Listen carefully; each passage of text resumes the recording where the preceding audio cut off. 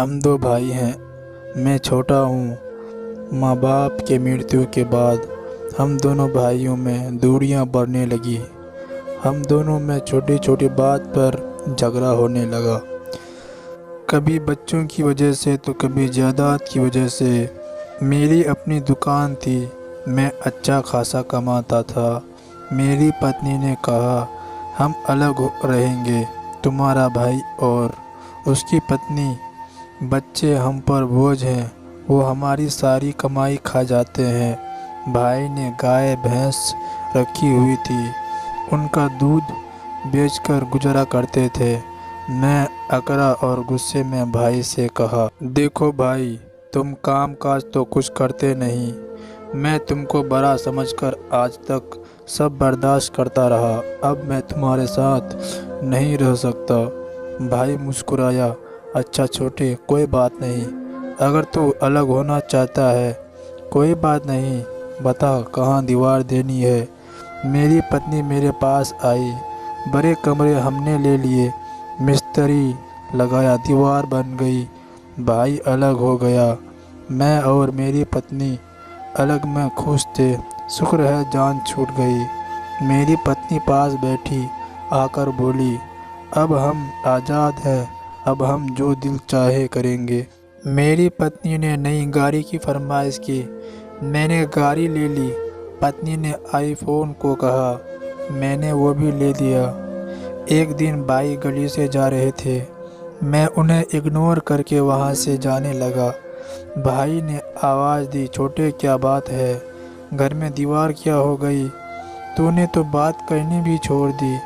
मैंने जान छुड़ाते हुए कहा, कुछ नहीं भाई, बस वो मैं थोड़ा जल्दी में था। भाई ने मेरे कंधे पर हाथ रखा, छोटे ख्याल रखा कर अपना। और वो मुझसे और भी कुछ कहना चाहते थे। मैं उनकी बात को इग्नोर करके वहाँ से चला गया। मैं अनजान था भाई के हालात से। भाई का छोटा बेटा बहुत बीमार था। भाई के हालात भी ऐसे नहीं थे कि उसका इलाज सही से करवा सके। दूसरी तरफ मैं, जिसके पास लाखों रुपये थे, लेकिन फिर भी मैं अनजान था भाई के हालात से। एक दिन भाई मुझसे कहने लगे, छोटे कुछ पैसे चाहिए थे।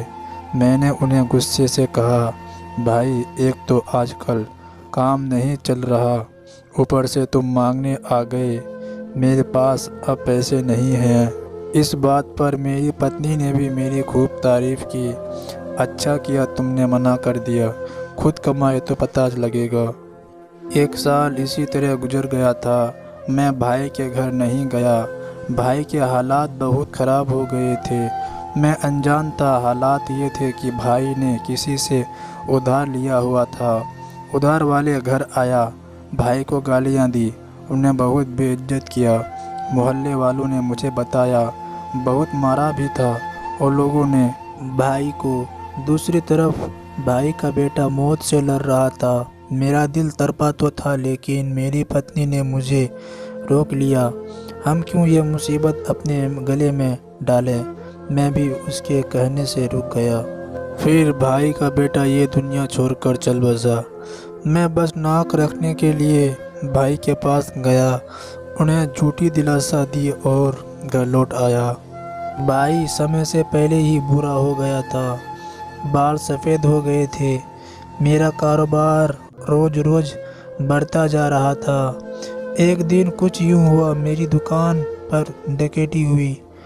चोर सब कुछ लूट कर ले गए और जाते हुए मुझ पर फायरिंग भी कर गए। मुझे 2 गोलियां लगी, एक सीने पर और एक पेट पर। मैं मौत के करीब था। बाजार के लोग इकट्ठा हो गए, मुझे अस्पताल ले गए। मेरी 3 बेटियां और 1 बेटा था। मैं मरने से पहले अपने बच्चों के बारे में सोचने लगा। उनका क्या होगा मेरे मरने के बाद? मेरे बच्चे को कौन संभालेगा? मेरी 3 बेटियां, उनका सहारा कौन बनेगा? मेरी बंद होती आँखों के आगे अंधेरा छाने लगा। मुझे जब होश आया तो मेरा बूढ़ा भाई मेरे पास बैठा था और मेरे बच्चे भी मेरे पास ही बैठे थे। मैंने आंखें खोली, अपना हाथ हिलाना चाहा, लेकिन मेरा जिस्म सुन्न हो चुका था। डॉक्टर कह रहे थे बहुत सी नज़र कट गई है, समय लगेगा ठीक होने में। मैं ना चल सकता था और ना उठ सकता था। मैं सिर्फ उनको देख और सुन सकता था। मैं एक जिंदा लाश था। मैं भाई की तरफ देख रहा था। भाई ने जेब से पैसे निकाले और डॉक्टर को दिए। ये लो पूरे 3 लाख। डॉक्टर ने कहा अब आप उनको घर ले जाएं और मेडिसिन देते रहें। घर पहुंच गए। मेरे बच्चे भूखे बैठे हुए थे। मैंने पत्नी को आवाज़ दी, पूजा कुछ पका बच्चे के लिए, बच्चे को भूख लगी है। मेरी पत्नी खामोश थी।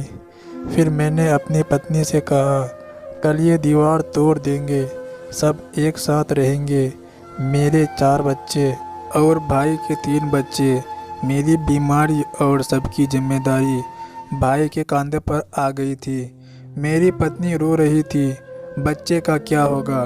मैं अपनी पत्नी को दिलासा देना चाहता था, लेकिन जिस्म में जैसे जान ही नहीं थी। इतने में भाई आया, जेब से 20,000 रुपये निकाले और मेरी पत्नी से कहा ये लो 20,000 रुपये, बच्चे की स्कूल फीस और अपनी ज़रूरत पूरी करना। परेशान मत होना बिल्कुल भी। मैं तेरा बड़ा भाई नहीं, तेरे पिता जैसा हूँ। बस समय पर दवाई देते रहना। ये आखिर भाई ही होता है। मैं भाई के हाथ चूम लेना चाहता था। मैं भाई को सीने से लगाना चाहता था। इतने में मेरी बड़ी बेटी पास आई। बड़े पापा मुझे कॉलेज की फ़ीस दे दो, कल आखिरी तारीख है। भाई ने सर पर हाथ रखा। अच्छा मेरी राजकुमारी, मैं शाम को ला दूंगा तुमको पैसे। भाई ने जूता पहना, तेज कदमों से बाहर की तरफ चल दिए। भाई का टूटा हुआ जूता, फटे पुराने कपड़े। मैं चीख चीख कर रोना चाहता था, लेकिन जिस्म में ताकत नहीं थी। फिर आखिर 5 साल बाद मैं ठीक होने लगा और चलने फिरने लगा। मुझे एहसास हो गया था भाई आखिर भाई होता है। मैं तो बस इतना कहूँगा, झगड़ा मत करो आपस में। ज़मीन जायदाद सब पल भर में ख़त्म हो जाते हैं, सिर्फ साथ निभाते हैं तो रिश्ते। हम जिद, गुरूर और दौलत के नशे में रिश्ते पर थूक देते हैं, लेकिन जब परेशानी होती है तो फिर भाई ताकत बनकर साथ खड़े हो जाते हैं। नफ़रत मिटाकर मोहब्बतों के दिए जला लो। अपने भाई से नाराज़ हो तो ये नाराज़गी ख़त्म करो, क्योंकि इससे बड़ा कोई अच्छा काम नहीं। भाई के घर ज़रूर जाया करो, चाहे कुछ ना दो, बस एक दूसरे का हाल पूछ लिया करो। ये वो रिश्ते हैं जो धूप की आग में साया बनकर खड़े हो जाते हैं। तो दोस्तों, ये थी हमारी आज की कहानी। उम्मीद करते हैं आपको पसंद आई होगी। आपका क्या कहना है इस कहानी के बारे में, कमेंट करके हमें ज़रूर बताएं।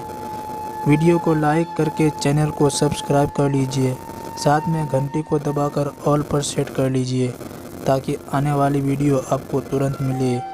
मैं मिलता हूँ आपसे अगले वीडियो में, तब तक के लिए धन्यवाद।